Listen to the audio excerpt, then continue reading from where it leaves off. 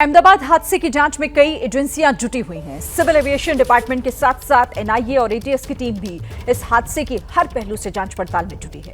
वहीं इस हादसे में जान गंवाने वाले लोगों का परिजनों के साथ डीएनए जांच कर मिलाया जा रहा है, ताकि जल्द से जल्द परिजनों को जान गंवाने वाले लोगों का शव सौंपा जा सके।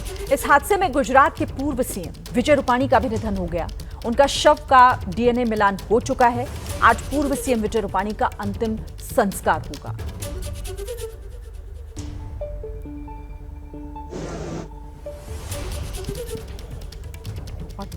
अहमदाबाद में एयर इंडिया का विमान AI-171 हादसे का शिकार हुआ। 12 जून को अहमदाबाद से लंदन के उड़ान के दौरान उड़ान भरते ही विमान हादसे का शिकार हुआ।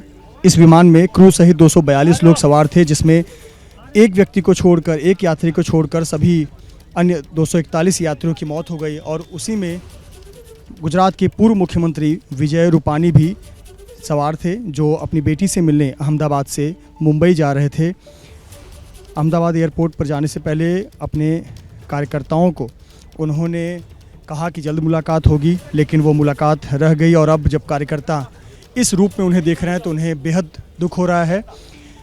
पूर्व मुख्यमंत्री विजय रूपाणी का ये पार्थिव देह है, जो कि अहमदाबाद के सिविल अस्पताल से ले जाया जा रहा है। यहाँ एम्बुलेंस में उन्हें ले जाया जाएगा और फिर एयर एम्बुलेंस की मदद से उनके गृह क्षेत्र राजकोट ले जाया जाएगा, जहाँ पर उनका अंतिम संस्कार होगा। विजय रूपाणी गुजरात के मुख्यमंत्री रहे। तमाम भारतीय जनता पार्टी के कार्यकर्ता के रूप में उन्होंने काम किया। गुजरात सरकार के अलग अलग मंत्री पदों के रूप में भी उन्होंने काम किया। 12 जून को अपनी बेटी से मिलने अहमदाबाद से लंदन जा रहे थे, तब विमान हादसे में उनकी मौत हो गई। और ये जो आप फूलों से सजी हुई एम्बुलेंस देख रहे हैं, इसी में गुजरात के पूर्व मुख्यमंत्री विजय रूपाणी का पार्थिव शरीर रखा जाएगा। कितना बड़ा संयोग एक कहें कि विजय रूपाणी, जिनके वाहनों का नंबर 1206 रहता था, और उसी तारीख को 12 जून को उनका निधन हुआ विमान हादसे में। और जिस अस्पताल में, देखिए, जिस अस्पताल से उनके पार्थिव शरीर को उनके गृह क्षेत्र के लिए ले जाया जाएगा, उस अस्पताल का उद्घाटन 2019 में प्रधानमंत्री नरेंद्र मोदी ने किया था। अहमदाबाद सिविल अस्पताल का 1200 बेड वाले एक आधुनिक मेडिकल हॉस्पिटल का। और उस समय गुजरात के मुख्यमंत्री थे विजय रूपाणी। विजय रूपाणी के मुख्यमंत्री रहते ही इस अस्पताल का कायाकल्प हुआ था, निर्माण हुआ था, इसे आधुनिक बनाया गया था। और देखिए कि इसी अस्पताल में अब उनके पार्थिव शरीर को लेने के लिए उनके परिजन, उनके करीबी, उनके चाहने वाले, भारतीय जनता पार्टी के कार्यकर्ता, RSS के स्वयंसेवक और तमाम लोग मौजूद हैं। पूरे राजकीय सम्मान के साथ उन्हें यहाँ से विदा किया जा रहा है। इसके पहले तमाम पदों पर वो आधिकारिक पदों पर रह चुके हैं, संवैधानिक पदों पर रह चुके हैं, और इसीलिए राजकीय सम्मान के साथ उन्हें यहाँ से विदा किया जाएगा। आपको बता दें कि 2 अगस्त 1956 को म्यांमार में उनका तब का वर्मा नाम हुआ करता था उस पड़ोसी देश का, और वहाँ उनका जन्म हुआ था। लेकिन वहाँ पर जो राजनीतिक उथल पुथल थी, उसके बाद उनका परिवार भारत आ गया और बाद में गुजरात में आकर वो बसे। और राजकोट में ही उन्होंने धर्मेंद्र सिंह जी आर्ट्स कॉलेज से BA और फिर सौराष्ट्र विश्वविद्यालय से LLB की पढ़ाई की, और छात्र राजनीति की शुरुआत भी उसी दौर में शुरू की।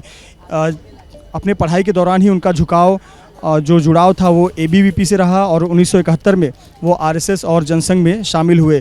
और जब 1976 में इमरजेंसी लगी, तो इमरजेंसी के दौरान वो 11 महीने जेल में भी थे, और उस दौरान का उन्होंने राजनीतिक परिपक्वता का एक परिचय दिया। उन्होंने भारतीय जनता पार्टी या RSS कार्यकर्ता के तौर पर अपना योगदान दिया।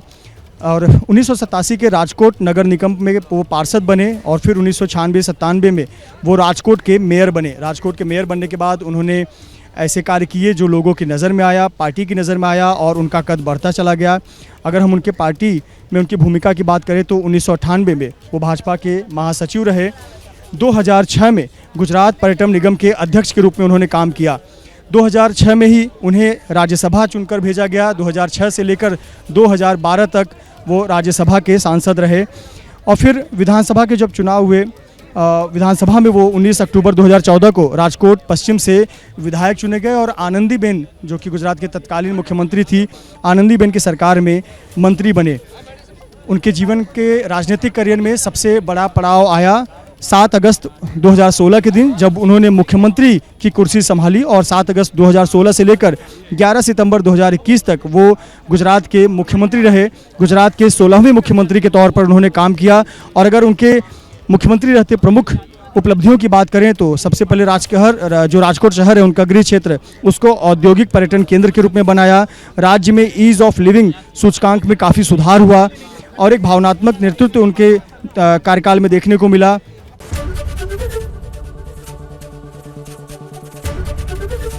एबीपी गंगा, खबर आपकी, जुबान आपकी।